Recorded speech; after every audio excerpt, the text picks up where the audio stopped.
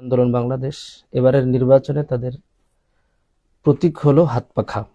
আমাদের দাবি হলো কওমি দেওবন্দি হক্কানি আহলুস সুন্নাহ ওয়াল জামায়াতের হযরত উলামা ইকরামের মধ্যে সবচেয়ে বৃহত্তম রাজনৈতিক দল হলো ইসলামী আন্দোলন বাংলাদেশ। এনাদের ব্যাপারে অনেক রকম মিথ্যা অভিযোগ অনেকেই করে থাকে।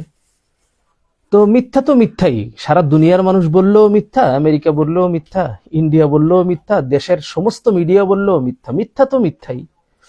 ইসলামী আন্দোলন বাংলাদেশ এর বিরুদ্ধে অনেক রকম মিথ্যা অভিযোগ ছড়ানো হয়। তো নির্বাচন উপলক্ষে মানুষ কিছু সত্য জানুক, সারা বাংলাদেশে একজন সত্যটা জানুক, জানলেও তো একটু তো দিনের ফায়দা হলো। ফজলুল করিম রহমতুল্লাহ আলী এই কথাই বলতেন যে আমাদের আন্দোলন হলো ঈমান বাঁচাও আন্দোলন। আসলে আপনারা জানেন যে ইসলামী আন্দোলন বাংলাদেশ প্রথম তাসাউফের একটা দল।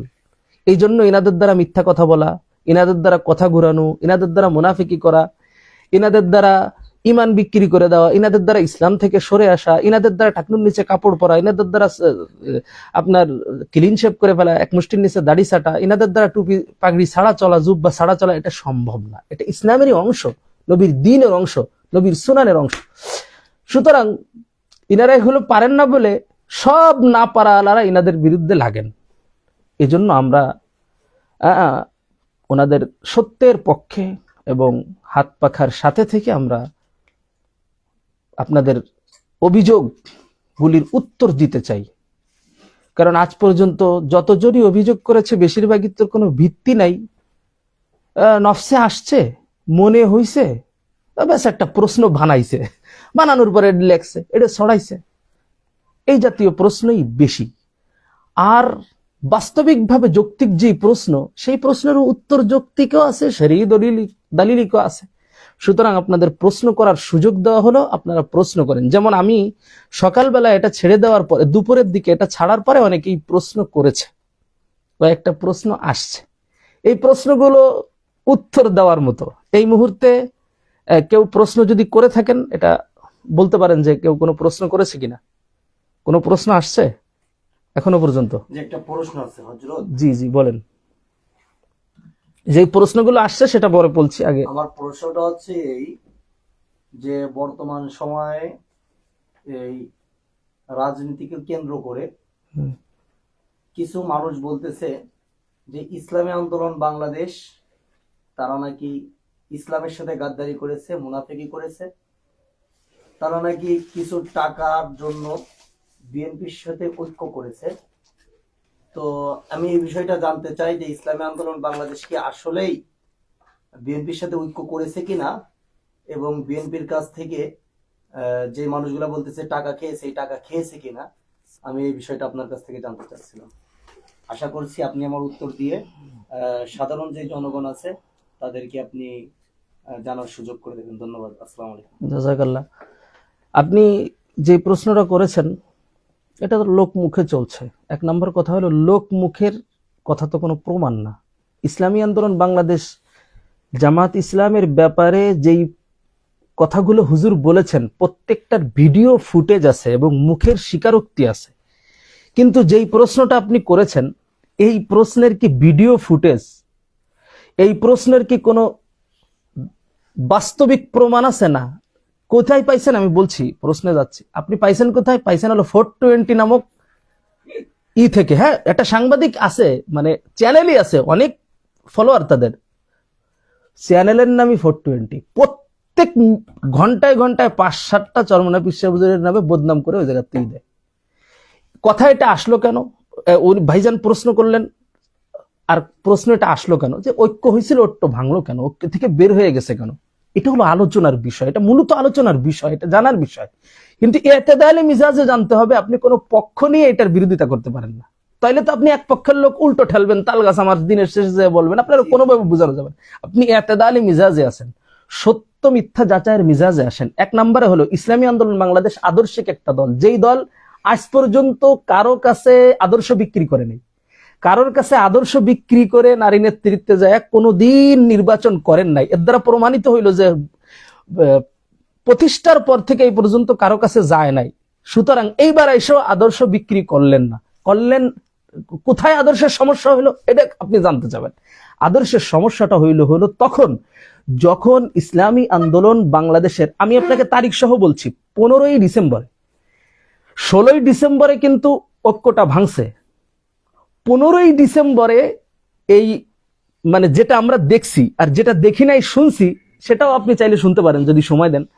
যেটা দেখছি সেটা হলো এই যে স্টেজে, 11 দলীয় স্টেজে বেপরদার মহিলা উঠছে। ইসলাম সমর্থন করে না, কখনোই কিয়ামত পর্যন্ত। 15ই জানুয়ারি, 15ই জানুয়ারি, হ্যাঁ ঠিক আছে, তারিখ বলেছে 15ই জানুয়ারি, মাশাআল্লাহ।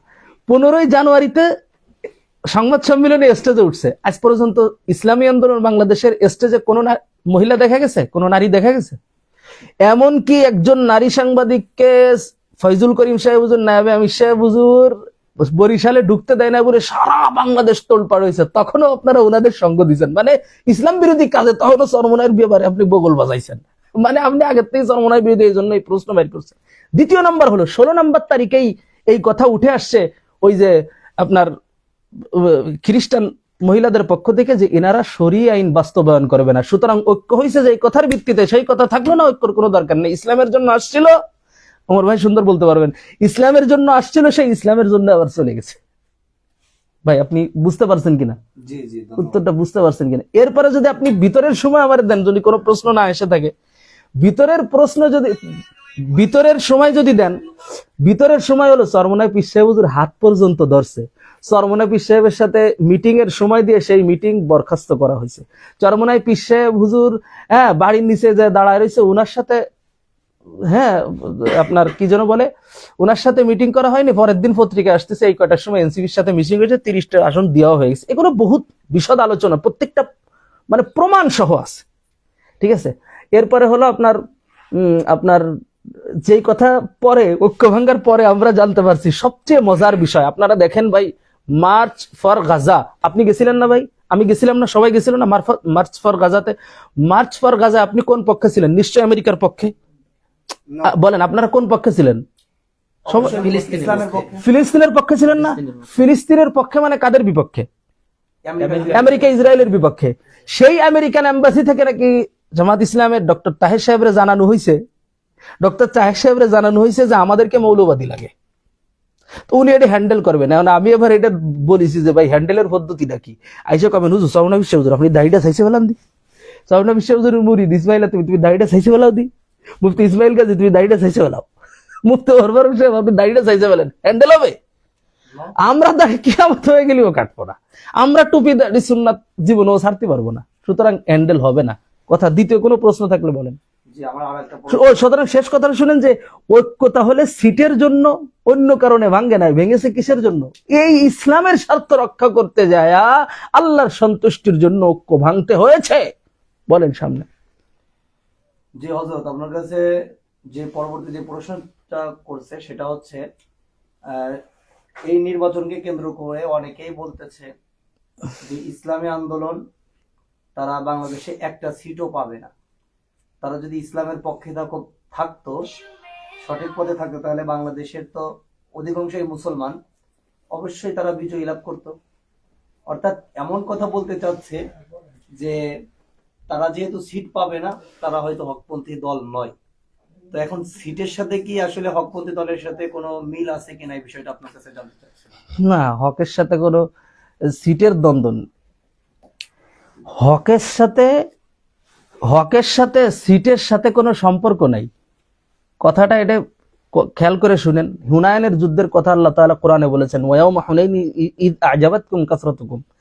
এই ঘটনা আল্লাহ বর্ণনা করতে গেছে, সাহাবা ইকরামের অন্তরে আসছিল, ওরে বাবা আমরা তো বদরের যুদ্ধে 313 জনের যুদ্ধ জিতে গেছি, হুনায়নের যুদ্ধে তো বেশি আছি, জিতে যাবো, সমান সমান আছি প্রায়। এই কথা দিলে আসার কারণেই ওয়াদাকাত আলাইহিমুল আরদ, অবস্থা এমন হয়ে গেছে, বাতিলরা এমন ভাবে ঘিরে ফেলছে যে সাহাবীরা পিছনের দিকে সুম্মা ওয়াল্লাইতুম মুদবিরিন, পিছনের দিকে দৌড় দিছে, পরে আবার ফিরে আসছে। হুনায়নের যুদ্ধে বিজয় পাইছে। কখন? যে সংখ্যা আধিক্যতা বিজয়ের কারণ না, এই জিনিস যখন দিল থেকে বের করে দিছে তখন বিজয় পাইছে। আর আল্লাহ পাকের সন্তুষ্টিতেই, আল্লাহ পাকের পক্ষ থেকেই কেবল বিজয় আসে, এই কথা দিলে থাকা লাগবে, লোক সংখ্যা দিয়ে বিজয় না। এবার বাস্তবতা মানে বর্তমান যুগে আসেন, আপনার আফগানিস্তানে 7 লক্ষ বর্গ কিলোমিটারের আফগানিস্তান আর বাংলাদেশ মাঝে 56,000 বর্গ কিলোমিটারের বাংলাদেশ। ওই দেশে যেই দিন 15ই আগস্টে 2021 সালে আফগান মুজাহিদিনরা ক্ষমতা দখল করলো কাবুলে, সেই দিন সৈন্য সংখ্যা কত ছিল? মাত্র 80,000। তা আমার প্রশ্ন হইলো যে 1 সিটের ভোট হয়েছে? 1 সিটের ভোট কি হয়েছে বাংলাদেশের? তা আপনি লোক দিয়ে কি হক বাতিল যাচাই করেন নাকি? তো এমনি আমার আরেক ভাইরা বলবে কি, হ্যাঁ আপনি আফগানিস্তানের উদাহরণ দেন। আরে ভাই, আফগানিস্তানের উদাহরণ দেবো না তার দেবো কি অন্য কোথাও উদাহরণ তো এখন পৃথিবীতে নাই। কোথার উদাহরণ? আপনার উদাহরণ দেবো? আপনার তো ময়দানি নেই, আপনার তো টাকুর নিচে কাপড়, আপনার দেখলে মুসলমানই তো মনে হয় না। আপনার উদাহরণ দেবো? আফগানিস্তানের উদাহরণ দেবো? তা আফগানিস্তানের সাথে আপনারা কি মিল আছে? আমাদের আকিদায় মিল আছে, আমাদের আমলে মিল আছে, সবকিছুতে আমাদের মিল আছে। ওনারাও ওলামায়ে দেওবন্দের 86% ওনারা ওলামায়ে দেওবন্দের অনুসারী।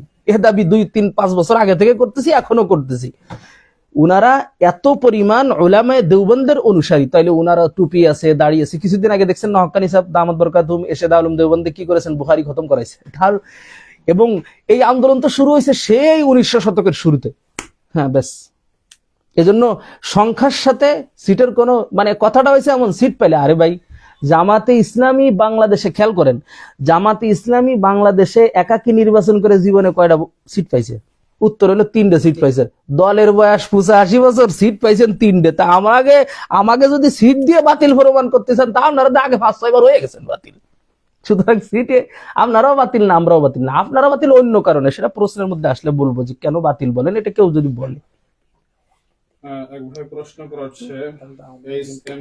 আজাদ হোসেন হ্যাঁ, উনি প্রশ্ন করেছেন, 17 বছরে অনেক আলেম ওলামা জেল হাজতে গিয়েছে সরকার বিরোধী কথা বলার কারণে, কিন্তু ইসলামী আন্দোলন বাংলাদেশের কোনো ব্যক্তি জেলে গেল না, অথচ তারাও সরকার বিরোধী কথা বলেছে। এর কারণ কি জানতে পারি? হ্যাঁ, এটা অত্যন্ত চমৎকার। এই ভাই খেয়াল করেন, এটা অত্যন্ত চমৎকার একটা প্রশ্ন, এবং এই প্রশ্নের উত্তর যদি আমি খুলে খুলে দিই তাহলে আগুন ধরে যাবে। আমি মানে চেষ্টা করি যে যতদূর আগুন না ধরায় দেওয়া যায়। খেয়াল করেন, আমাদের দেশে রাজনীতির প্রেক্ষাপটটা কয়টা, মানে রাজনৈতিক দ্বন্দ্ব কয় দলের ভিতরে, এই শুনতেছেন আপনারা ভাই? জি জি অবশ্যই। আপনারা মানে উত্তর হইলে হ্যাঁ বলেন, না হইলে না বলেন, যে আর একটু দরকার এই বিষয়ে উত্তর। তো একটা প্রশ্নের একাধিক উত্তর দেওয়া যাবে। তো হ্যাঁ, 3টা দেওয়া দরকার ইনশাআল্লাহ। একটা প্রশ্নের 3-4টা উত্তর আমরা দিতে পারবো ইনশাআল্লাহ। তো কি প্রশ্ন করলেন যেন ভাই? ও, আওয়ামী লীগের সময় ওনারা জেলে থাকতে, এই জিনিসটা আপনার বুঝতে হবে যে আওয়ামী লীগের জমানায় এবং আওয়ামী লীগের আগের জমানায় রাজনীতির মধ্যে আমাদের দেশে দ্বন্দ্ব কয় দলের ভিতরে? 2 দলের ভিতরে। মূল দ্বন্দ্বটা আওয়ামী লীগ বিএনপি, ঠিক আছে? আওয়ামী লীগ ক্ষমতায় আসলো কত সালে? 8 সালে। তার আগে ক্ষমতা ছাড়লো কে? ফখরুদ্দিন। তার আগে বিএনপি পাশে শেষ। 1 থেকে 5 পর্যন্ত যে বিএনপি ছিল, বিএনপির শরিক দল ছিল কারা, এটা আপনি খাতায় লেখেন আগে। উত্তর বুঝতে হলে আপনার এটা লাগবে, তা নাহলে কিছুক্ষণ পরে আপনি কথা উল্টাবেন। এগুলো প্রত্যেকেই ধরা খায় এই কাজ করে। শরিক দল ছিল কারা? উত্তর হবে হলো, শরিক দল ছিল জামায়াতে ইসলামী, শরিক দল ছিল কারা? খেলাফতে মজলিস, শরিক দল ছিল কারা? জমিয়ত। কথা বুঝতেছেন ভাই? এখন যখন আপনি আপনার তাদের সাথে শিরকত ভাঙ্গে নাই, ঐক্য ভাঙ্গার ঘোষণা দেন নাই, আওয়ামী লীগ সরকারের জামানা চলতেছে, আপনি কিন্তু বিএনপির অংশীদার দল। এখন যখন আপনি এই সরকার বিরোধী বক্তব্য দিবেন, তখন বিএনপি তো এদেশের, বিএনপি আসলে আওয়ামী লীগ নিধন করে, আওয়ামী লীগ আসলে বিএনপি নিধন করে। এখন আপনি তো তার শরিক দল, আপনি যখন বক্তব্য দেবেন তখন বুঝাইতে যাচ্ছে যে আপনার দ্বারা সে ফায়দা হচ্ছে, আপনার দ্বারা সে শক্তিশালী হচ্ছে, আপনার দ্বারা আপনার উপকার সুবিধা হাসিল করে নেবে। এর উত্তর তো আমাদের জুনায়েদ আল হাবিব সাহেব দিয়ে দিয়েছেন যে আমাদের সাথে কথা হইলো, বিএনপি আসরে পরে নামবে, পরে এই বিএনপি নাই। কথা বুঝছেন? জুনায়েদ আল হাবিব সাহেব পর্যন্ত কেন কথা আসলেন, বিএনপি আসলেন, এইটার থেকে উত্তর পাওয়া যাচ্ছে যে ওনারা শরিক দল। তো আরে ভাই, ওনারা তো দেশ চালায়, আওয়ামী লীগ তো দেশ চালায়, তার কাছে তো আপনার গোয়েন্দা বিভাগ আছে। আমার তো মাথা নেই, গালি ভাবি যে মোবাইল টিপে ইসলাম জানি ফেলাবো, মোবাইল টিপে হক বাতিল চাচিল, এটা তো সম্ভব না। কেউ জেলে গেলে হক, না গেলে না হক, কেউ শহীদ হলে হক, না হলে না হক, না, এটা তো হতে পারে না। তো আপনার উনাদের গোয়েন্দা বিভাগ তো দেখতেছে যে কার বক্তব্যে কে ফায়দা নিতে চাইতেছে, কার আন্দোলনে কে ফায়দা নিতে চাবে, এই জন্য যখন দেখছে যে বিএনপি সুযোগ নিতে পারে আর তাদের শরিক দল এনারা, এই জন্য ওনাদেরকে ধরছে, ওনাদেরকে নিধন করছে। চরমনাই পীর সাহেব হুজুর তো কারো শরিক দল না। চরমনাই পীর সাহেব হুজুর আপনাদের বক্তব্য অনুযায়ী 0.01% ভোট আছে, সুতরাং লোকই নেই। কথাটা বোঝেননি? যার লোকই নেই সে সরকারের বিরুদ্ধে গরম বক্তব্য দিলে কি আসে যায় আওয়ামী লীগ সরকার, এই জন্য ধরে নাই। ওই যে রফিকুল ইসলাম মাদানির বক্তব্য যে দেখেন এই যে নাম কেটে দিছে, এই জন্য কেটে দিছে। আমি এটা যতজন্ড বলেছি মুখ কাটে, যে রফিকুল ইসলাম মাদানি বলছে যে জেলের নাম কেটে দিছে, নাম কেটে দিছে, ধরবে না বলে কেটে দিছে। ধরবে না কেন? ওই যে 0.01% ভোট আছে তাই জন্য। উত্তর পাইছেন কিনা? আর উনি তো আওয়ামী লীগের শরিক দল না, বিএনপির শরিক দল না, জাসদ বাসদের কেউ শরিক দল না, উনি একা। ন্যায় নীতি দেখেন না, সবাই এখন শরীয়ত বিরোধী বক্তব্যের উপরে, শরীয়ত বিরোধী শাসন কায়েম করার উপরে একমত হয়েছে, কিন্তু ইসলামী আন্দোলন বাংলাদেশ হয় নাই, ইনশাআল্লাহ হবে না। যেই দিন হবে সেদিন আমিও তো ত্যাগ করবো ওনাকে। আপনারা ত্যাগ করবেন কিনা এটা আপনাদের ব্যাপার, আল্লাহর কাছে জবাব দিন। যাই হোক, উত্তরটা পেয়েছেন ভাই? না, একটা প্রশ্ন বাদ থেকে যায় এর মধ্যে, এই প্রশ্নের মধ্যে একটা প্রশ্ন বাদ থেকে যায়, শুনলেন? যে তাহলে হেফাজতে ইসলাম, হ্যাঁ এটা গুরুত্বপূর্ণ একটা কথা, মাফ করবেন। হেফাজতে ইসলাম তো জমিয়ত খেলাফত দ্বারা নিয়ন্ত্রিত বলে তো 2013 সাল থেকে চরমনাইরে সাইড হন, আপনারা চলে যান, আপনাকে স্টেজে উঠতে দেবো না, এসব চলিছে না। এখন এসে জোর গলায় বলতে হবে মুহিবুল্লাহ বাবনগরীর বিরুদ্ধে যদি এত পরিমাণ কথা হয়, আমরা মুখ বুঝে বসে থাকবো? আমরা আসলে আসল হেফাজত প্রেমী। আমি তো 13 সালে মাইরখা দলের হেফাজত, আমি 13 সালে মাইরখা দলের হেফাজত, আমি 21 সালে মোদী বিরোধী আন্দোলনের মাইরখা হেফাজতি। সুতরাং মুহিবুল্লাহ বাবনগরীর আর হেফাজতরে নিয়ে কেউ করবে, এটা তো সহ্য করা আসলেই যায় না। তো এখানে আর একটা প্রশ্ন, যে হেফাজত আলারাও তো, হেফাজতের মধ্যেও তো জমিয়ত খেলাফত গেছিল, ইনারা যখন ফায়দা নিতে চাইতো, ফায়দা হতে পারতো, এই ভয়েই আওয়ামী লীগ সরকার ওনাদেরকেও নিধন করতো। বুঝতেন কিনা ভাই? আমি কি বুঝাইতে পারছি? উত্তর হয়েছে কিনা? উত্তর বুঝছেন? ক্লিয়ার হয়েছে একদম?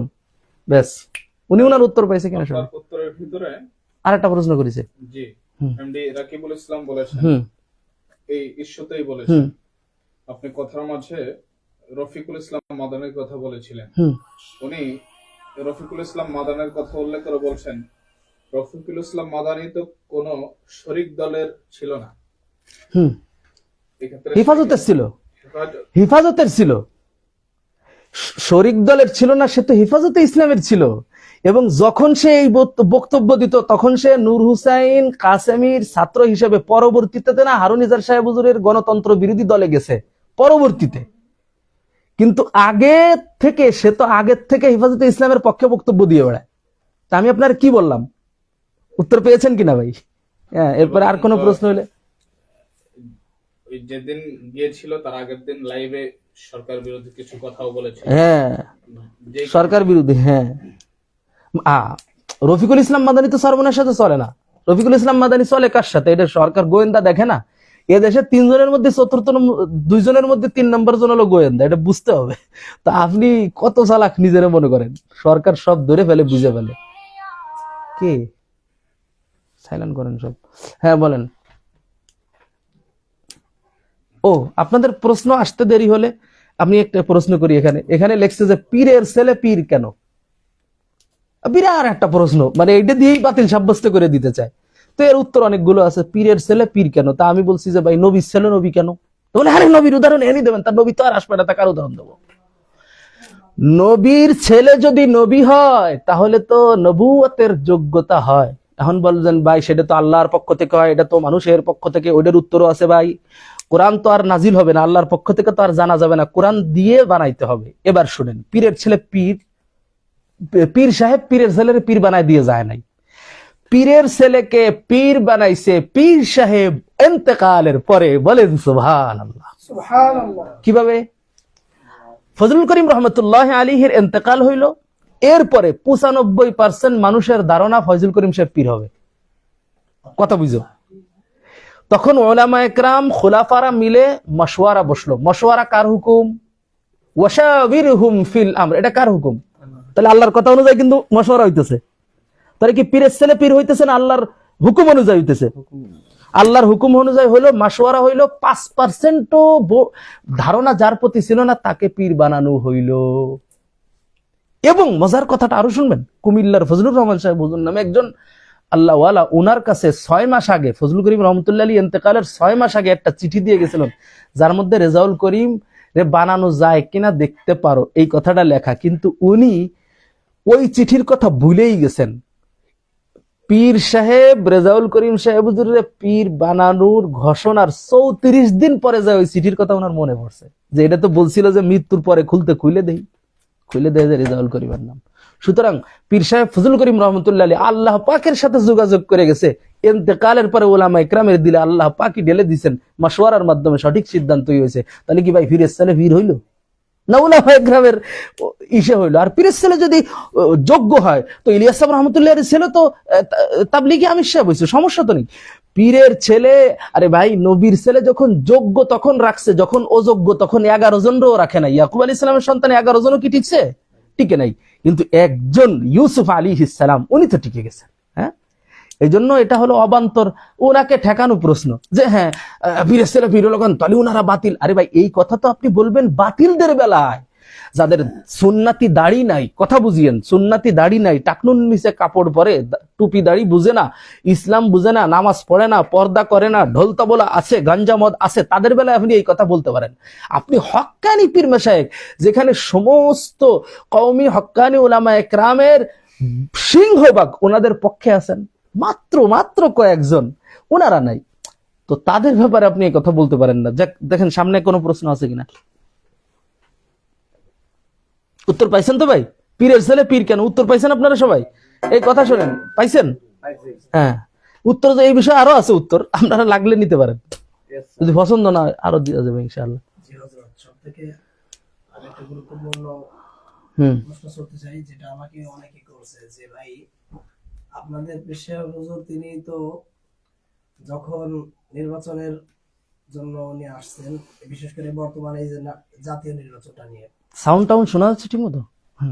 তো যখন জামাতের থেকে বলা হয়েছে যে আমরা প্রচলিত আইন অনুযায়ী দেশ চালাইবো না, চালাইবো, ঠিক আছে, আর উনি যখন বের হয়ে গেছে তখন একজন ব্যক্তি আমাকে প্রশ্ন করলো যে হয়তো ওনার ভিতরে একটা হিকমত বা টেকনিক ছিল।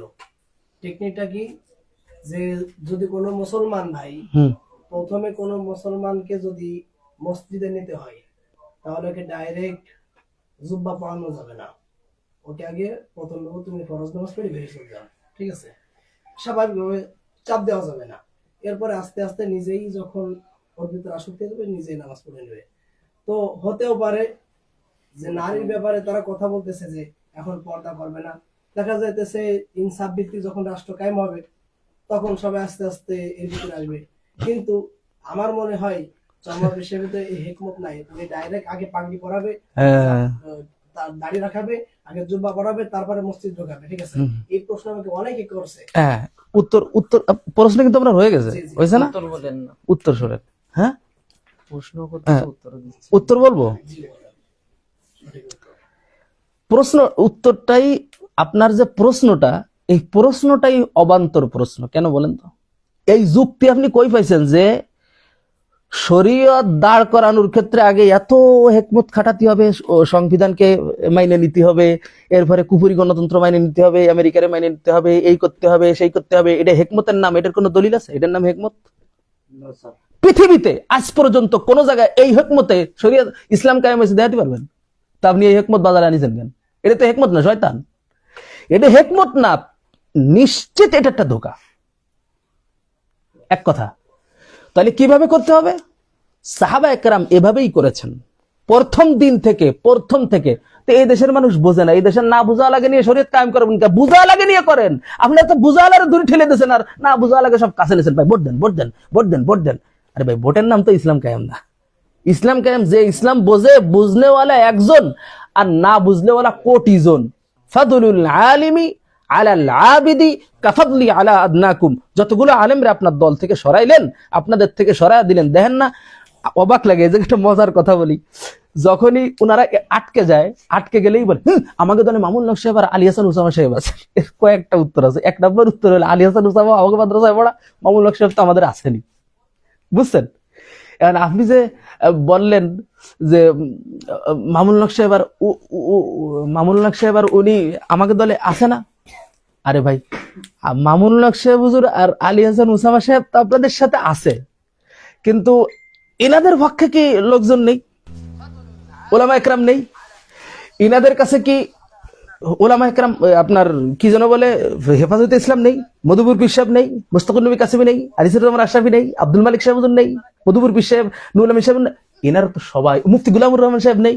এক গোলামুর রহমান সাহেবের সাথে পুরো জামাত ইসলামের সব আলেমরা বসলে পারবে? এক গোলামুর রহমান সাহেব পারবে বলেন? পারবে না। আছে না? আছে তো। আর আপনারা আমাদের কওমি মাদ্রাসায় পড়ে যাওয়া দুইজন আমাদের সাথে আছে না, এটা তো দলিল হলো না। এখানে তো হাজার হাজার উলামা ইকরাম তো এখানেও আছে, আপনাদের মধ্যে কোনো আলেম নেই, দুইজন আছে, ওনাদের কথা বারবার বলেন কেন? এটা তো শরীয়তের দলিল হলো না। হ্যাঁ বলেন। আর একটা হলো, উত্তর হয়েছে কিনা ভাই? সাদ মাহমুদ ভাই, উত্তর পাইছেন? এই ভাইজান হ্যালো, এই যে উত্তর পাইছেন আপনার? জি জি আলহামদুলিল্লাহ। সাদ মাহমুদ ভাই উনি বলেছেন, ভাই তোমার সাথে আমি বাহাস করতে চাই। বিষয় এবং তারিখ নির্ধারণ করেন। উনি কোনো বিষয় উল্লেখ করেননি, শুধু এটা বলছেন বাহাস করতে চাই। জি, আপনি তো বিষয় সম্ভবত এবং তারিখ আমরাও নির্ধারণ করেন। বুঝতেছি এই সম্প্রীতি বিষয়ে হয়তো বা কথা বলতে চাচ্ছে। বিষয় এবং তারিখ নির্ধারণ করতে বলেন। তো ঠিক আছে ভাই, সাদ ভাইকে বলা হচ্ছে সাদ মাহমুদ ভাই, আপনি তাহলে হুম কোন বিষয়ে বাহাস করবেন এবং কখন করবেন, আমি আমি আমি বলবো। সেই তারিখ বা আপনি নিজে বললে মনে হয় ভালো হয়, আমরা ওই টাইমে বসার চেষ্টা করব। আপনি বিষয় নির্ধারণ করেন। আপনার বিষয় পছন্দ না হইলেও আপনার বিষয় থাকবে, সাথে আমি একটা বিষয় করব, যোগ করবো। আর যদি পছন্দ হয় তাহলে একটা বিষয় হবে। হ্যাঁ বলেন, আপনি তারিখ নির্ধারণ করেন, সময় নির্ধারণ করেন। হ্যাঁ, আসসালামু আলাইকুম মুফতি সাহেব। ওই কথাটা অসম্পূর্ণ থেকে গেছে। ওই যে ফাদুল্লাহ আলিমি বললাম না, অনেক সাধারণ মানুষ দেখতে পারেন যে আলেম বুঝনেওয়ালা যারা শরীয়ত বুঝে, আপনি হেকমত খাটাইতে গেছেন যে না বুঝা লাগে নিয়ে হেকমত খাটাই করবেন, কিন্তু বুঝনেওয়ালা আলেম এর কদর কেমন? নবী বলেন সাহাবা একরামের উপরে আমার মর্যাদা যেমন, একজন আলেমের উপরে, সাধারণ মানুষের উপরে একজন আলেমের মর্যাদা এমন। বুঝে আসছে ভাই? তো বুঝনেওয়ালারা ছাড়লেন, অবুঝটা নিয়ে আপনার হেকমত খাটানোর দলিল পাইছেন কই? মন মতো কাটাইলে হবে? তোরে তো ইবলিস যার নামে নিয়ে যায় পরে কবে কি আমার কি তুমি দেখছো, তোমার দুকাতি করে আছে তাই কথা। পরে বলেন। আমার এক ভাই প্রশ্ন করছে যে পীর সাহেবুদ্দুর চরমনার সে তো আসলে অনেক এতই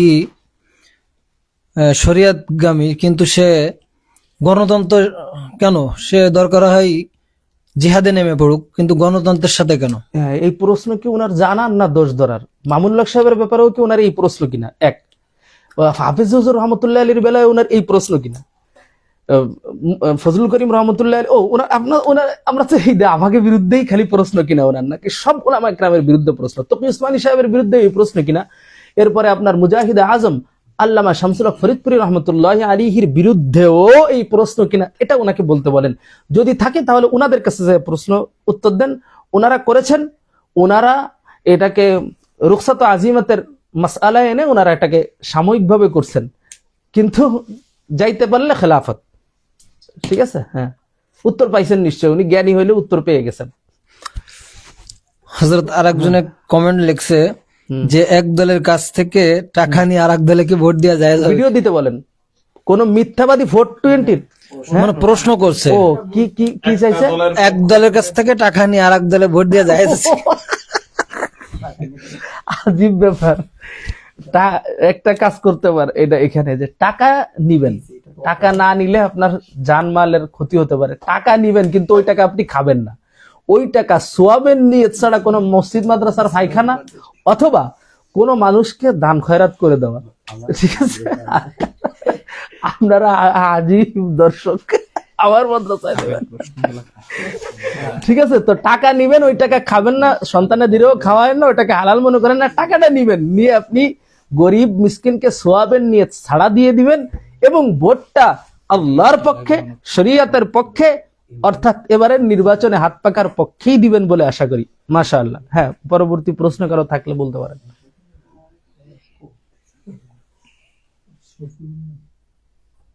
আপনাদের মাথায় কারো কোনো প্রশ্ন নাই? ও আপনার এই যে বলেন।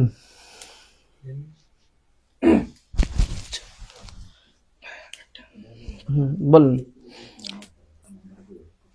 মোহাম্মদ মঈনুদ্দিন ভাই লিখছেন যে আসসালামু আলাইকুম রহমতুল্লাহ। হযরত ওয়ালাইকুম আখলাক আসসালাম ওয়া রাহমাতুল্লাহ। আখলাক টিভি থেকে ইউসুফ মাহমুদ, আমাদের কওমি আলেম, কিন্তু এখন সে জামাতে যোগ দিয়ে চরমনাই হুজুরের নামে প্রত্যেক দিন লাইভে 2-3 বার এসে মিথ্যাচার করতেছে। এই বিষয়ে আপনি কিছু বলুন। আমি তো এটা বলতে পারি যে আখলাক টিভির সাথে আমার সম্পর্কটা খুবই ভালো ছিল। আমি উমরায় থাকা অবস্থায় ভাই গুমরা হয়ে গেছে। আমি উমরায় থাকা অবস্থায় উনি পথভ্রষ্ট হয়ে গেছেন, উনি মওদুদিবাদকে গ্রহণ করে নিয়েছেন। এটা অত্যন্ত দুঃখের, এত বেশি কষ্ট পাইছি। আমি তো উমরায় মোবাইল ছাড়া গেছিলাম, 15 দিনের সফরে কোনো মোবাইল ছিল না। বাইতুল্লাহ যে মদিনায় যে ছবি তোলার মতো সাহস আমার নাই, এই জন্য আমি মোবাইল নিয়ে নেই, 2টা মোবাইলই রেখে গেছিলাম মোয়াল্লিমের ফোন দিয়ে। এই জন্য আমি খবরটা আসলে জানতেও পারি নাই তখন। দেশে এসে পরে জানতে পারছি, অনেকে জানাইছে। ওনার পেজে তো আমার বহু টকশো আছে এবং কঠিন কঠিন বিষয়ে টকশো আছে। জসিমউদ্দিন রহমানী সাহেব হুজুরের ব্যাপারেও আমার কঠিন কথা আছে, যেটা বাংলাদেশে কেউ বলে নাই, যে জসিমউদ্দিন রহমানী সাহেব হুজুর খতিব উবাইদুল হক সাহেব রহমতুল্লাহ আলীর ব্যাপারে কি বলেছিলেন, হ্যাঁ তার বহুত কিছু ওইখানেই সব ছিল। এখন আমি তো চরমনার পক্ষে ছিলাম, উনিও ছিল। এখন ওনার যে কোন কষ্ট থেকে উনি ওইখানে গেছেন এটা আমি জানি, কিন্তু বলবো না, কারণ না বলার একটা কারণ আছে, সেটা সুযোগ হলে কখনো বলবো ইনশাআল্লাহ। কিন্তু কারণটা অযৌক্তিক, কারণটার ইশারাটা আপনাদেরকে দেই।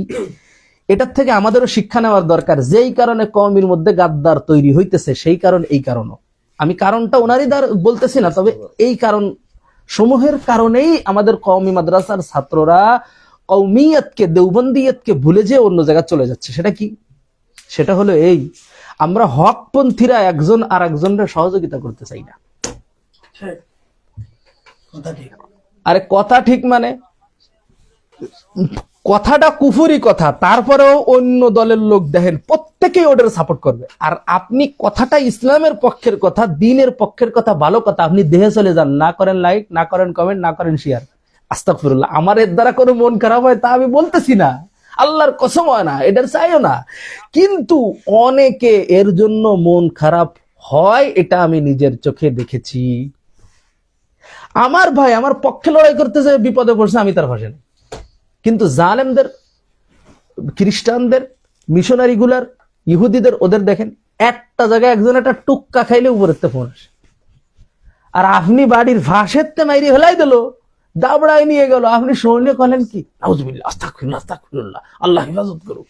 হ্যাঁ, আপনি ঠিক আছে, আপনি দোয়া করছেন কিনা তাও আল্লাহ জানে। সাপোর্ট নাই, সমর্থন নাই। যেমন উদাহরণস্বরূপ বলি, আপনাদের প্রশ্ন পাইতে পাইতে, হাফিজুর রহমান সিদ্দিকী সাহেব, মিজানুর রহমান আজহারির জন্য নির্দিষ্ট একটা দল যেই পরিমাণ অর্থ খরচ করছে, কারণ যে মিডিয়া ওনার ভিডিও বয়ান করছে, সেই মিডিয়া আমার ভিডিও বয়ান করছে, তো সারা বাংলাদেশ থেকে ভিডিও আসছে।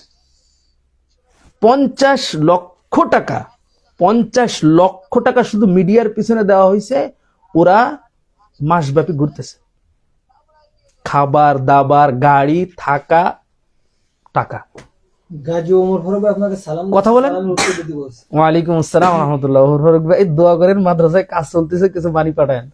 এই যে শোনেন, খেয়াল করেন, হাফিজুর রহমান সিদ্দিকী সাহেবের সাথে মিজানুর রহমান আজহারীরে আমরা তুলনা দেই, এটা কিন্তু গুরুত্বপূর্ণ কথা, আপনারা খেয়াল করেন।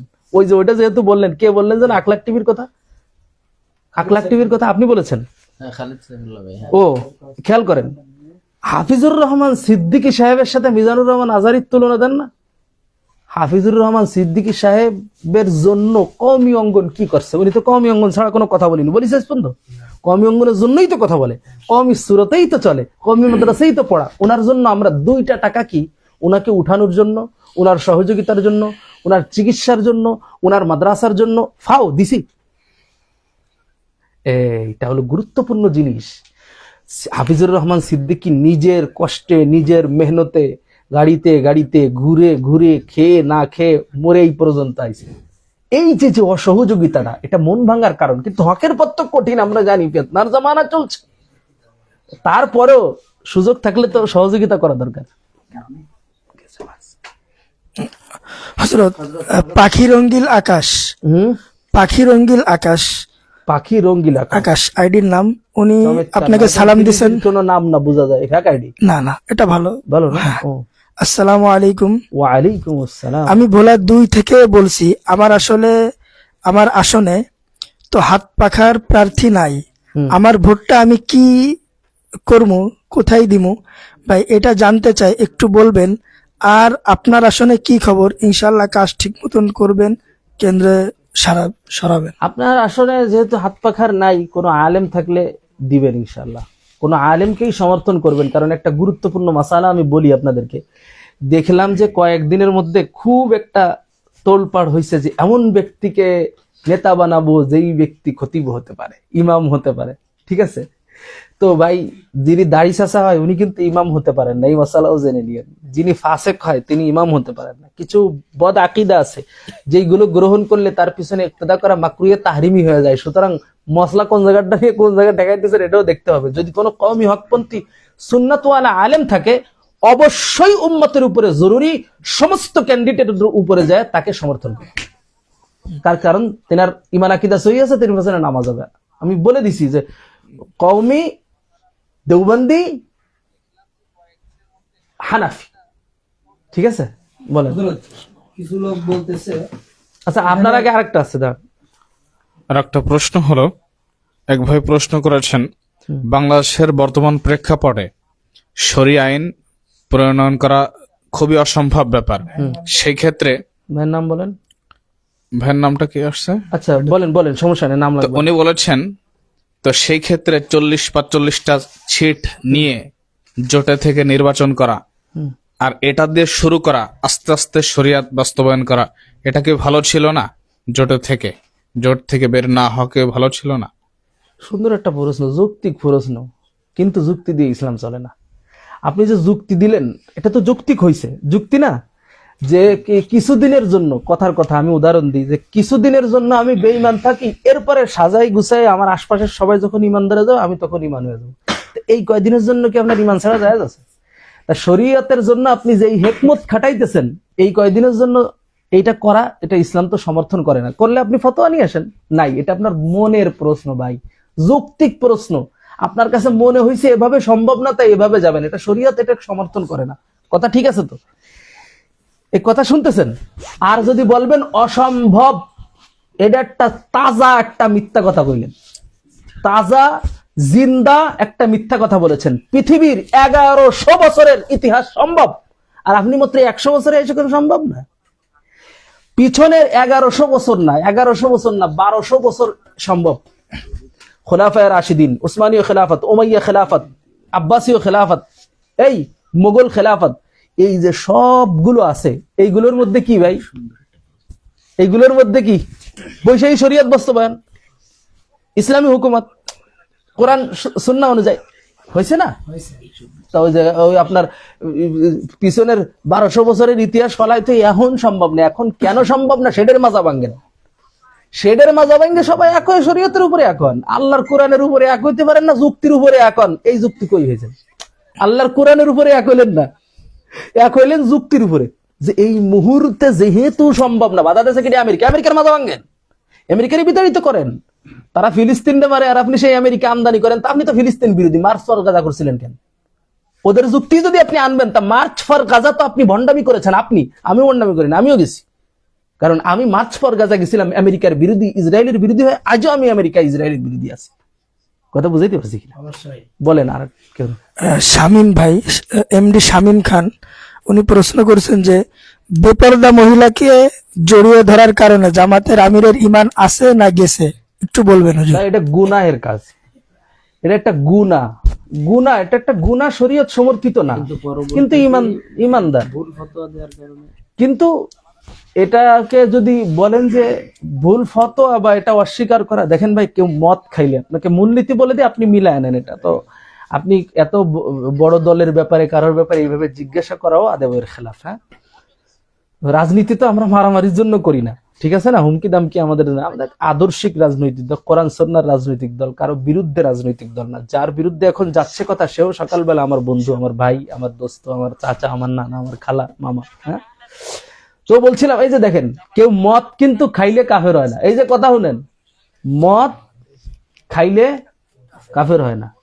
কাফের হয় কখন? মদ যে হারাম এটা অস্বীকার করলে। নামাজ না পড়লে কাফের হবে না, গুনাহ হবে।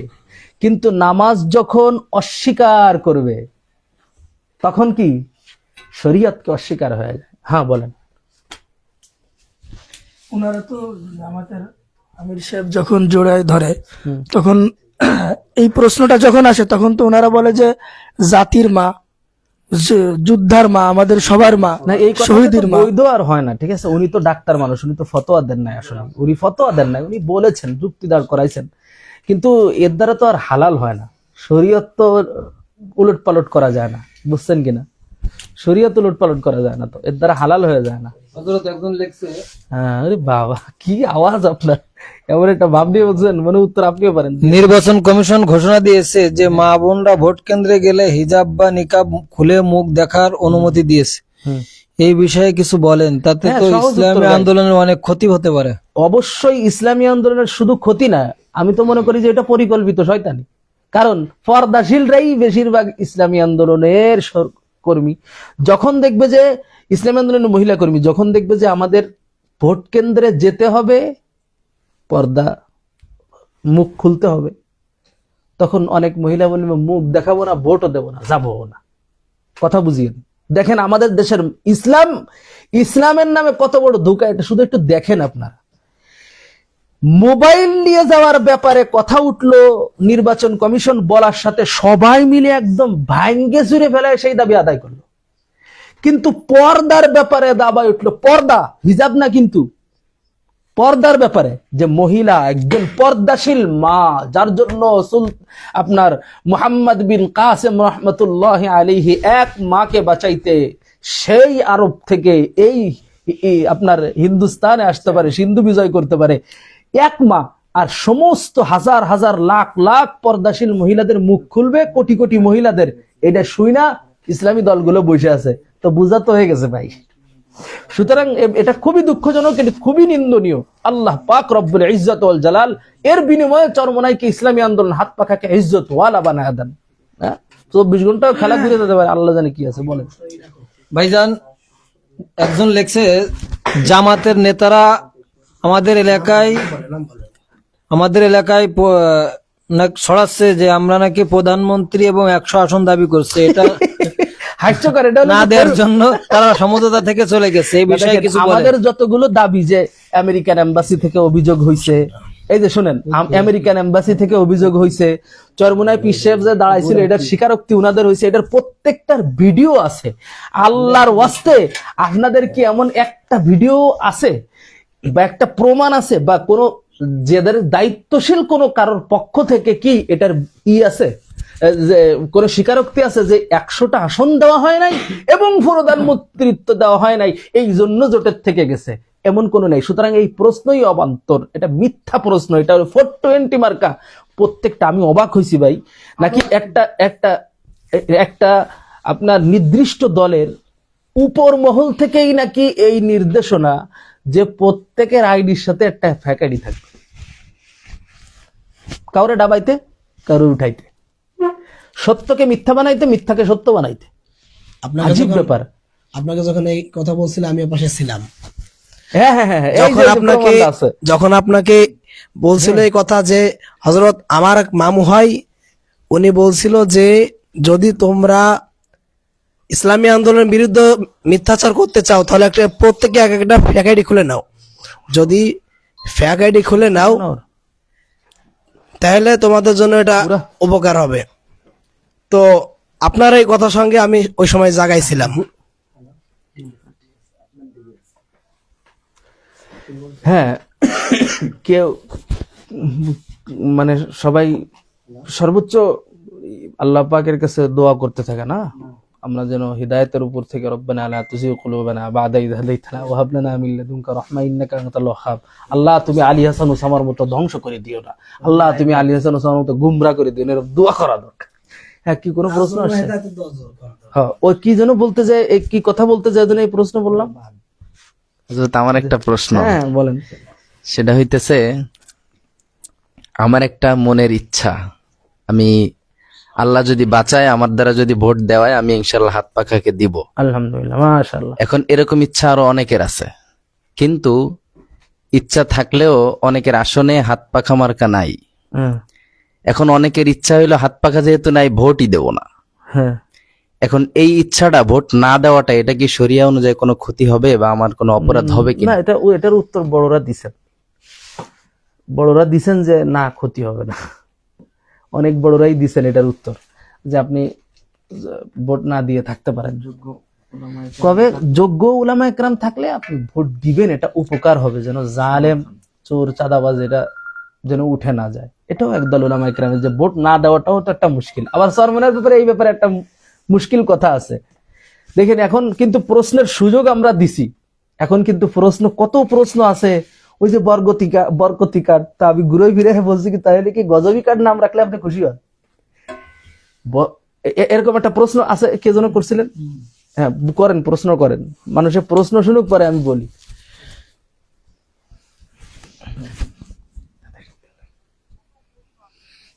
আরে বরকতি কার্ডের প্রশ্নটা করুক, পরে ওটা আপনারটা করেন। আচ্ছা, আজকের শেষ প্রশ্ন হলো, শেষ প্রশ্ন, জি, বরকতি চরমনার পক্ষ থেকে পীর সাহেব হুজুর যে বরকতি কার্ড পেশ করে থাকেন এবং দোকানে রাখলে নাকি বরকত হবে, এটা তাবিজের মতো হয়ে গেল না? উনি জানতে চেয়েছেন। প্রশ্ন আসছে এই প্রশ্ন। আচ্ছা, ভাইয়ের থেকে করেছেন একজন। কথাটা শোনেন যে হুজুর কি বলেছেন, বরকতি কার্ড। আপনার কি বরকতের দরকার নেই? অবশ্যই দরকার আছে। এখন আপনার অভিযোগ হলে চরমনাই পীর সাহেব কেন বরকতি কার্ড দেবে? এইটা তো হলো সমস্যা। আপনার চরমনাই পীর সাহেব দেবে, আপনি দিয়ে বেড়াবেন। শেখ হাসিনা দিলে ভালো হয়, বা আপনার দলের লোক হুজুর দিলে ভালো। এখন হাস্যকর কথাই শোনেন না, উত্তরে মজা আছে। বরকতি কার্ড বইলে হুজুর কি বলে? এই ভাই, পরের কথা কয় না। বরকতি কার্ড বলে হুজুর কি বলে? হুজুর বলেন যে বাবারা, এই আমার মাদ্রাসার জন্য পারলে চাউল পাঠাই দিয়েন বা চাউলের টাকা পাঠাই দিয়েন। ওনার মাদ্রাসায় শুধু মহিলা বিভাগে 5,000 ছাত্রী, মহিলা শাখায় 5,000 ছাত্রী, পুরুষ শাখায় এমন কয় লক্ষ মন চাইল লাগে বছরে। এখন বলেন, নবীর মেহমানকে খাওয়াবেন, এই কথার স্বীকারোক্তি যে এই কাগজে আছে, এটা কি বরকতি কাগজ না? এটা কি আসলে হুজুরের কার্ড নাকি নবীর মাদ্রাসার কার্ড? নবীর মাদ্রাসার কার্ড, তাই এটা তো বরকতি। আপনি কি মনে করেন নবীর মাদ্রাসার কার্ডের নাম গজবি কার্ড থাকলে ভালো হয়? এটা গজবি কার্ড, নাউজুবিল্লাহি মিন যালিক। এটা তো বরকতি কার্ড, এটা তো অবশ্যই বরকতি কার্ড। বিশ্বাস করছি একটা দোষ তো ধরতে হবে। মানে ওই যে আমি অনেক সময় বলি যে ভাই, উনি বলছেন চরমনা পীর সাহেব কেন বের হয়ে গেল?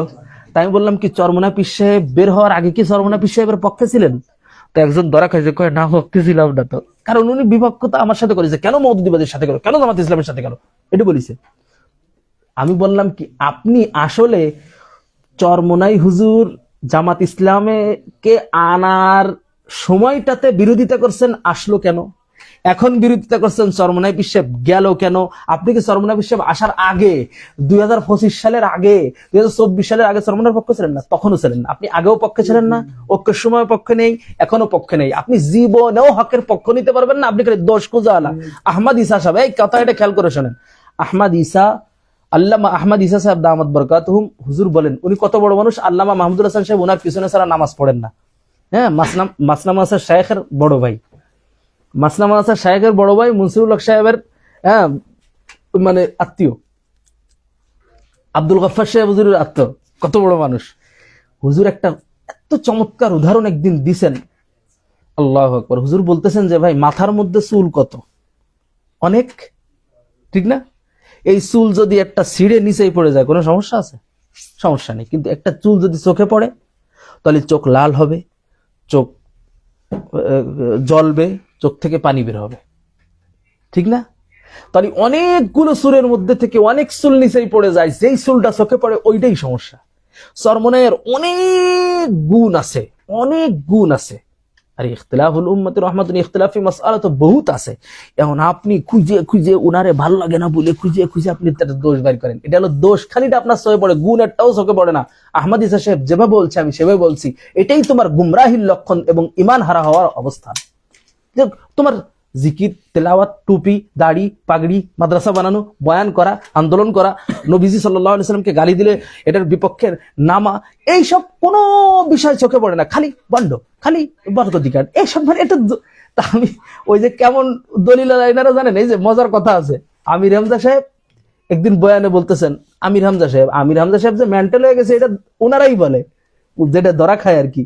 ওই যে রাশ্মিকা মান্দানার কথাটা কইছে, ধরা খাওয়ার পরে ওনার মাথায় সমস্যা অস্পতি দেন কে, মাথায় সমস্যা আনারে নমিনেশন দেন কে, ভালো মানুষে দেন। তা উনি একদিন একটা বয়ানে বলতেছেন, এই শোনেন ভাই, সরমনের বিরুদ্ধে অভিযোগ তো মানুষ এখন করতে পারতেছে না, দেখতেছে প্রশ্ন আসছে, এটা আমি শেষ করি এরপর করেন।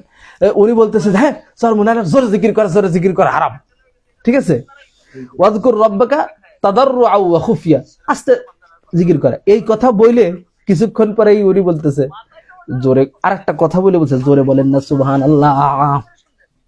কথা বুঝেননি? একটু আগে বললো জোরে জিকির নিষেধ, হারাম বলে ফেললো, হারাম কিন্তু না। একটা হচ্ছে আলা তরিকা, একটা হলো আলা তরিকা, আহসান আর হাসানের ফতোয়া, উনি বললেন হারাম।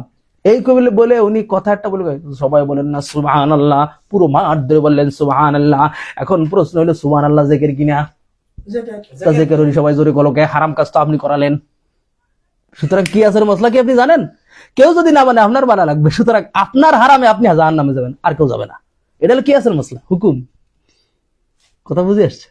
কে প্রশ্নটা করেন?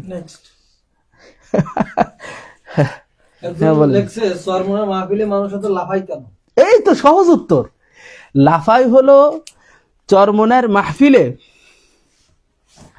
লাফাই কেন?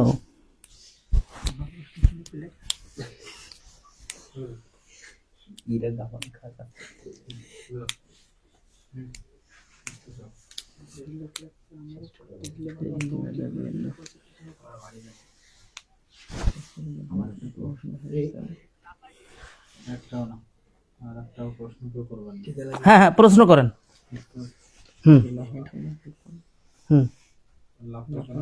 লাফাই কেনার উত্তরটা ও পাই নাই। লাফায় কেন, ওই যে প্রশ্ন উত্তর দেওয়ার আগে একটা প্রশ্ন, যে আপনি ফুটবল খেলা, ক্রিকেট খেলা দেখছেন আপনারা? দেখছেন? ওই যে ভাই প্রশ্ন করছে ওনারাও বলতেছি, গোল হলে লাফায় কেন? এসকো এই যে ছক্কা মারলে লাফায় কেন? এসকো আউট হলে লাফায় কেন? ওই ফুটবল, ওই যে ব্যক্তি ফুটবল, ওই দলের প্রতি ওর মোহাব্বত আছে, তো লাথি গোল হয়ে যাওয়ার সাথে গোল করে চিল্লে ওঠে, ছক্কা মারে ছক্কা করে চিল্লে ওঠে, আরে ঘুমানোই যায় না বাসায়। কথা ঠিক আছে? যার প্রেম অন্তরে, তার ভালোবাসাই সে লাফাইতেছে। এখন জিকিরের সময় আল্লাহ পাকের মোহাব্বতে যদি লাফায়, আর তাসাউফের ক্ষেত্রে, তাসাউফ সম্পর্কে আপনি জানেন না, মওদুদি সাহেব সম্পর্কে তাসাউফের অধ্যায়গুলো, তাসাউফের ব্যাপারে কি উক্তি, এটা আপনারা পড়ে দেখেন, এবং আমাদের হযরত নামকেরাম তাসাউফের ব্যাপারে কি আছে, তাসাউফের একটা সাগর, মহাসাগর আছে, এটা কোরআন দিয়ে সাব্যস্ত করা যায়। আফামাং শারাহাল্লাহু সাদরাহু, এই শোনেন লাফায় কেন এটা বলতেছি, যে লাফায় আল্লাহ পাকের মোহাব্বতে লাফাইছে কেন? যখন আল্লাহর নাম ওনার মধ্যে, আল্লাহ পাকের মোহাব্বতের মধ্যে যখন উনি ডুব দিছে, তখন দুনিয়ার কোনো খেয়াল নাই। কাআন্নাকা তারা ফাইন লাম তাকুন তারাহু ফাইন্নাহু ইয়ারাক। ইবাদতের সিস্টেমই তো এটা, যে কেমন যেন তুমি আল্লাহকে দেখতেছো, আল্লাহও তোমাকে দেখতেছে। এই হালত যখন তার মধ্যে হয়েছে, সে লাফাইছে। আপনি তাসাউফ পড়েন, মুরাকাবা পড়েন, মুশাহাদা পড়েন, হযরত বুজুর্গানে দ্বীনের জিন্দেগি পড়েন, আর এটা তো কোরআন দিয়েও সাব্যস্ত করা যাবে। বুঝেন কথা? আফামান শারাহাল্লাহু সাদরাহু লিল ইসলামি ফাহু আলা নূরিম মির রাব্বি, যে আলা নূরিম, অবশ্যই সে হলো আলা নূরিম মির রাব্বি, রবের আলোর উপরে। ফাহুয়া, সুতরাং সে, আলা মানে উপরে, নূর মানে আলো, রব্বিহি তার রবের আলোর উপরে। কথা বুঝছেন? আচ্ছা, দুনিয়ার আলোর গতি কত ভাই? সেকেন্ডে 1,86,000 কিলোমিটার। তাহলে দুনিয়ার আলোর গতি যদি, বিজ্ঞানের বানানোটা যদি 1,86,000 কিলোমিটার হয়, তাহলে রবের নূরের আলোর গতি 1,87,000 কিলোমিটার। কত হাজার কিলোমিটার? অগণিত, লক্ষ লক্ষ কোটি কোটি কিলোমিটার। এই তো, মানে কোনো শেষ নেই। এজন্যই তো সম্ভব যে 7,000 বছরের রাস্তা আরশে আজিম আবু বকর সিদ্দিক নিজেই দাঁড়ায়া বলে দেয় জিবরিল তুমি আসমানে নাই, ঠিক না? এই জন্য তো আল্লাহ পাকের নূরের উপরে আল্লাহ পাক কোথা থেকে কোথায় নিয়ে গেছেন, কথা বুঝতেছেন ভাইরা? যে আল্লাহ পাক তো তার অন্তরে যাকে কবুল করেন ইসলামের জন্য, দ্বীনের জন্য, যার শরীহ সদরে যায়, সে আল্লাহর নূরের উপরে চলে। যে আল্লাহর নূরের উপরে চলে, এ ভাই, যে আল্লাহর নূরের উপরে চলে তার সাথে তো আল্লাহ পাকের সম্পর্ক থাকে। আল্লাহর কথা শুনলে সে আল্লাহর মহব্বতে ডুবে যায়, আল্লাহর কথা শুনলে সে চোখ বুঝা কবরের আযাব দেখতে পায়, বহুত হিসাব কিতাব। ভাই অনেক কমেন্ট করতেছে, প্রশ্নটা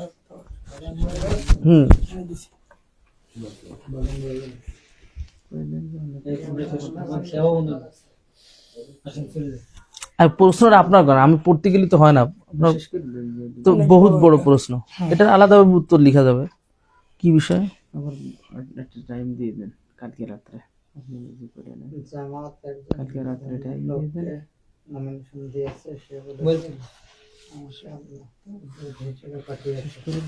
কি বলছে যে আমার এক হিন্দু ব্যক্তি বলেছেন যে আমাকে আল্লাহ দূত হিসেবে পাঠাইছে। এটা তো একটা অবান্তর মিথ্যা প্রশ্ন, এবং এটার আপনার মুসলমান তাকে মানতেছে, কিন্তু এখন ভাই বললাম তো যে আপনি কি আমাদের মুফতি গোলাম রহমান সাহেব বলেন যে দলের জন্য ইসলাম না ইসলামের জন্য দল? বলেন, আপনার যদি দলের জন্য ইসলাম বানান তাহলে দল যা করবে বলবো যে হ্যাঁ আমি ইসলামের উপরে আছি। আর যদি ইসলামের জন্য দল হয়, ইসলামের জন্য দল হয়, দল পাল্টে যাক, দল কি না কি হলো, দল ভুল বললে ইসলাম যদি ধরে দেয় ঠিক হয়ে যাবে, এই তো। হযরত একজন লিখছে রাসূলুল্লাহ সাল্লাল্লাহু আলাইহি ওয়াসাল্লামের বক্তব্য শুনে সাহাবীরা কেন লাফায়নি? লাফাইছে, তার মানে কি? লাফাইছে। উনি কি আলেম কিনা জিজ্ঞাসা করেন, আপনি আলেম কিনা দেখেন। যদি আপনি আলেম হন, মিশকাত কিতাব পড়ান, মিশকাত কিতাবের মধ্যে উম্মে সালামা রাদিয়াল্লাহু তাআলা আনহা থেকে বর্ণিত একটা হাদিস আছে, আব্দুর রহমান ইবনে আউফ রাদিয়াল্লাহু তাআলা আনহু থেকে বর্ণিত, মানে উম্মে সালামা রাদিয়াল্লাহু তাআলা আনহা থেকে বর্ণিত আব্দুর রহমান ইবনে আউফ এই হাদিসে আছে। কিভাবে? নবীজি সাল্লাল্লাহু আলাইহি ওয়াসাল্লাম জাহান্নামের বয়ান করতেছেন পর্দার আড়ালে, তখন নবীজি যখন জাহান্নামের কথা বলছে, সাহাবীরা এত জোরে চিৎকার মারছে যে মাঝখানে নবীজি কি বলছে এটা আম্মাজান শুনেন নাই। পরে আম্মাজান আব্দুর রহমান ইবনে আউফকে ডেকে বলতেছেন যে আচ্ছা নবীজি মাঝখানে কি বলছে বলো। আব্দুর রহমান ইবনে আউফ যেটা বলছে সেটা উনি নকল করছে, উনি কি সরাসরি নবীর মুখের থেকে শুনেন না। ওই যে সাহাবীদের চিল্লিতে, সাহাবী বড়, সাহাবীর আমল বড়, সাহাবী মাগফুর, সাহাবীর নিয়ন্ত্রণ শক্তি, মোটরসাইকেলের দাম যত, হাইড্রোলিক ব্রেকটা তত ভালো না, ওনাদের নিয়ন্ত্রণ যত শক্তি ভালো, সরমনায়ের মুরিদের কি তত শক্তি হবে নাকি? ইনারা আল্লাহর নাম শুনে উপরে উঠে যায়, ওনারা আল্লাহর নাম শুনে লাফায় কাইন্দা নিয়ন্ত্রণ করতে পারতেন, ব্রেক করতে পারছেন, স্টার্ট বন্ধ করতে পারছেন। হ্যাঁ বলেন, সামনে উত্তর পাইছেন নিশ্চয়। আর গণভোটে কিনা ভাই, গণভোটে ভোট দেওয়া কি জায়েজ হবে কিনা? এটা আব্দুল মালিক সাহেবের কাছে শুনলে ভালো। এটা যে ভাইরাল হয়েছে আপনি আবার এই প্রশ্ন করেন কে? মাহতাব স্যার যে বলেছে এটা আপনি শুনেন নাই, সেটা আপনি প্রশ্ন করেন কে? মাহতাব সাহেব স্যারও বলেছে, আব্দুল মালিক সাহেব হুজুরও বলেছে। হ্যাঁ, আমরাও তো ইসলামী আন্দোলনওয়ালারা তো আমিও তো ভোটের পক্ষে আন্দোলন করেছি, কিন্তু আমরা তো ইংরেজিতে এত পারদর্শী না। এটা জান্নাতের ভাষা না, কোরআনের ভাষাও না, নবীর ভাষাও না, এই জন্য এত একটা আমি ব্যক্তিগতভাবে পড়ি নাই। তো আমরা তো আর ইংরেজি সবগুলো ঘুটে ঘাটে দেখি নাই যে ভোটের পক্ষে যেহেতু হার মধ্যে অনেক কিছু আছে, মিষ্টি আছে, রসগোল্লা আছে, অনেক কিছু আছে, তাহলে এটা দেওয়া যায়। কিন্তু এখন আজকে যা শুনলাম এলজিবিটি আছে, এলজিবিটি বুঝেন, সমকামিতা আছে, সমকামিতাকে প্রমোট করতে হবে, তাহলে এই সুবিধা। যাই হোক, এলজিবিটি যেহেতু এর ভিতরে আছে, যেটা নিয়ে আমরা কিছুদিন আগে ইউনূস সরকারের বিরুদ্ধে আন্দোলন করেছিলাম, সেটাই এই ভোটের ভিতরে আছে। এই জন্য আব্দুল মালিক সাহেব বলছে বুঝে শুনে খুঁজে দিয়ে। মাহতাব স্যার বলেছেন আমি নার পক্ষে দেবো, কেন দেবো এটা উনি বিশ্লেষণ করেছেন, আপনি দেখে নেন। আর কিছু থাকলে বলেন। তারা বলেন, মানে চরমনাওয়ালারা বলেন যে কিয়ামতের ময়দানে জাহাজ নিয়ে আসবে তার বাপ দাদারা, এটার উদ্দেশ্যে কি, এটা কেন, এই কথাটা যে 100 বার ফয়জুল করিম সাহেব ফিরছে, আপনি মানবেন না। আল্লাহ মাফ করলেও আপনি মাফ করবেন না, উত্তর এক। দ্বিতীয় উত্তর আপনি কই পাইছেন? বলবেন যে বেদে মারিফাতে বসি, বেদে মারিফাত কিতাব আপনি পড়তে গেছেন, আপনি তো তাসাউফই মানেন না। তাসাউফ যদি মানতেন, আপনি তাসাউফ সম্পর্কে বুঝতেন, এই কিতাব পড়ার যোগ্য আপনি ছিলেন। অযোগ্যের জন্য এই কিতাব পড়া নিষেধ। কালকে রাত্রে এক মুফতি সাহেব প্রশ্ন করেও টকাইছে, কারণ এই প্রশ্ন বেদে মারিফাতের নিয়ে কিন্তু অনেক প্রশ্ন করে। তা আমি বলেছি কি, আপনি বেদে মারিফত, এই বেদে মারিফত মানে কি, কিসের বিষয় লেখা? আরবিতে বলতে হবে তাসাউফের বিষয় লেখা। কি বিষয় লেখা? মারিফাতের বিষয়, তাসাউফের বিষয় লেখা, তাসাউফের উপরে লেখা। মারিফাতের মা খালাকতুল জিন্না ওয়াল ইনসা ইল্লা লিয়াবুদুন আই লিয়ারিফুন তাফসীরের কিতাবে আছে মারিফাত। ওই হাকিকত মারিফাত, শোনেন কথাটা শেষ হোক।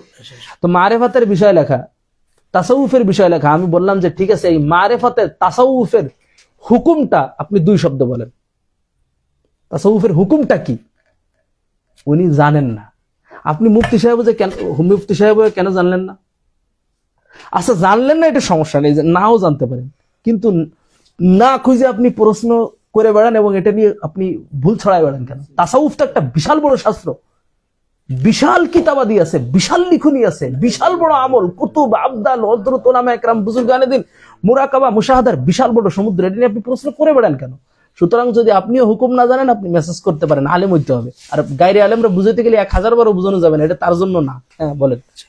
ওই একটা ভাই অনেকবার কমেন্ট করছে একটা হাদিস দিয়ে, এবং আশেপাশে ওনার কমেন্টে করে যে হাফেজ মোহাম্মদ হাবিবুর রহমান হাবিব, উনি একটা হাদিস দিয়ে কমেন্ট করছে, এবং এমডি শহীদুল্লাহ ভাই ওই হাদিসের আরবি পাঠ বলতেছে বারবার।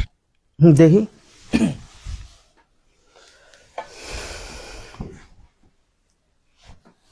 তো তরজমা সবাই দিছে ভাই। আচ্ছা আগে পড়ি পরে বলি নাকি? জি জি স্যার। হযরত বারা ইবনে আযিব রাদিয়াল্লাহু তাআলা এই যুক্তি মুহাম্মদ সাল্লাল্লাহু আলাইহি ওয়াসাল্লাম তখন মুশরিকরা বললেন, আমি এটা মানি না। যদি আমি জানতাম আপনি আল্লাহ রাসূল, তাহলে তো আপনার সাথে যুদ্ধই করতাম না, শুধু আপনার নাম লিখুন। তখন নবী সাল্লাল্লাহু আলাইহি ওয়াসাল্লাম বলেন, লিখুন মুহাম্মদ। হ্যাঁ, এটা তো কোরআনের শানে নজরুল থেকে আসছে।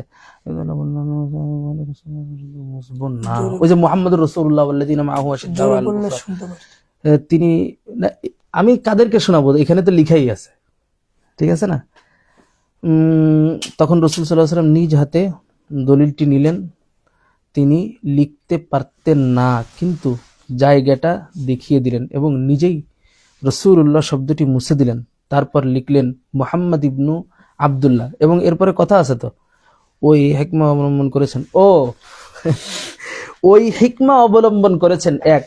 দ্বিতীয়ত, এই জামানায় যেসব উলামা একরাম আছে, ওই জামানা কখনের জামানা? এই হাদিস কি মানসুখ হাদিস না কি হাদিস? এটা হযরত উলামা একরাম বলবেন। ভাই আপনি এই হিকমতের উপরে আজ পর্যন্ত কেউ করলো না।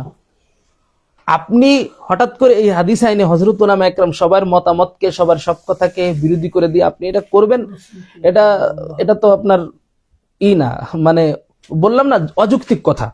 যে আপনি একটা হাদিসের দলিল দিয়েছেন, এরপরে তো কথা আছে, নবী সাল্লাল্লাহু আলাইহি ওয়াসাল্লাম মুহাম্মদুর রাসূলুল্লাহ কেটে দেওয়ার পরে আলী রাদিয়াল্লাহু তাআলা কষ্ট পাইছে, পরে আল্লাহ তাআলা নাজিল করে দিয়েছে যে ওরা মুহাম্মদ লিখতে চায় না। তো কি হয়েছে?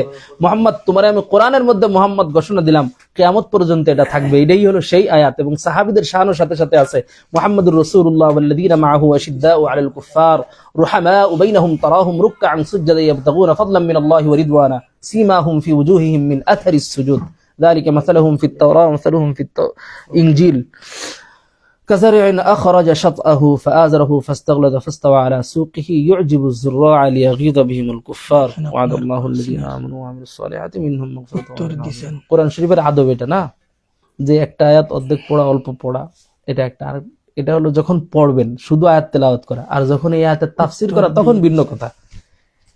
কোনো প্রশ্ন আর আসছে না? শেষ করে দিই, আজকের মধ্যে শেষ করে দেবো। তাহলে কি আমাদের জসিমউদ্দিন রহমানী সাহেব আগে যে বলছেন যে চরমনাইরা বারবার ইসলামপন্থীদের নষ্ট করেছে, এই ব্যাপারে আপনি এখন এটা তো এখন এসে আমরা দেখলাম কেমন নষ্ট করেছে। এটা তো বুঝতেছি আমরা যে চরমনাইকে হেফাজতের স্টেজে উঠতে দেয় না, এটা আমাদের জীবিত অবস্থার ঘটনা। চরমনাই কিন্তু মাঠে গেছিল, কারণ বানাইছে কি? কারণ বানাইছে একটা হাত পাখা নিয়েছে। কারণ আরে ভাই, হাত পাখা তো ভালো হয়েছে।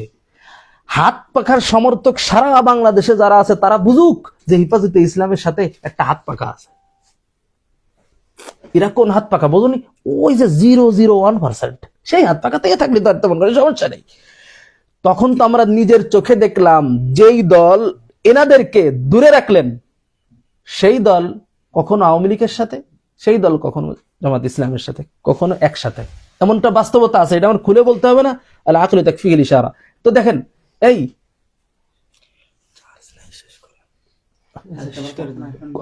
এই কথাটা শেষ করবো না, তা কি হয়েছে, বন্ধ হয়ে যাবে ফটাস করে, ওই জায়গা শেষ। নিয়ে তো কথাটা বুঝেন যে কি বলতেছিলাম, আর কথাটা কি বলতেছিলাম, ও জ্ঞানী কোন কথা বলে এটা বলতেছিলাম, জ্ঞানী মানুষের জন্য। আমাদের অল্প সংখ্যক ভোট ও তো এটা তো জসিমউদ্দিন রহমানী সাহেবের, এটা কত গুরুত্বপূর্ণ প্রশ্ন, আপনি বন্ধ করার জন্য ব্যস্ত হয়ে গেছেন। আরে তো এটা তো আমরা নিজেদের জীবনে দেখলাম যে হাটাজারি থেকে আহমদ শফি সাহেব রহমতুল্লাহ আলাইহি, জিনাকে নবীজি সাল্লাল্লাহু আলাইহি ওয়াসাল্লাম, আমার এক ছাত্র ভাইকে, তার বাড়ি ফরিদপুরে, মদিনাতে জন্ম, সালাউদ্দিন বাড়ি, জামিয়াতুস সুন্নাহ এবং ফরিদাবাদে আমরা একসাথে পড়ছি। সেই ছাত্র ভাইকে নবী সাল্লাল্লাহু আলাইহি ওয়াসাল্লাম স্বপ্ন দেখায় যে তুমি মুহাম্মদুর রাসূলুল্লাহ সাল্লাল্লাহু আলাইহি ওয়াসাল্লাম, স্বপ্ন দেখায় বলছে তুমি আহমদ শফি সাহেবের হাতে হাত দেওয়া দিয়ে বলছি ইনার কাছে মুরিদ হও। এত বড় বান্দা উনি সরমনাই সাহেবের পিছনের সামনে টাইনে নিয়ে আসলে ওই মজলিসে ভেজাল বেঁধে গেছে। এটার ভিডিও দেখছি না ভাই আমরা, এটার ভিডিও তো আমরা দেখছি, এটার প্রমাণ এখনো খুলনার জুনায়েদ আমার দোস্ত আছে, ওই মজলিসে হুজুরের সফর সঙ্গী ছিলেন। কথাটা শেষ করি, তবে 2013 সালের থেকে তো আমরা দেখলাম যে চরমনার সাথে দেখেন আমরা বলি যে হিংসা করে চরমনাইকে অনেক পিছনে পিছনে রেখে দেওয়া হয়। কি হিংসা, অনেক বড় আলেম আমরা, উনি অনেক ছোট আলেম। আরে ভাই, হাজী ইমদাদুল্লাহ মুহাজির মক্কি রহমতুল্লাহ বড় আলেম না রশিদ আহমদ গঙ্গি বড় আলেম? উত্তর দেন। বড় আলেম ছোট আলেমের কাছে মুরিদ হলে কিভাবে?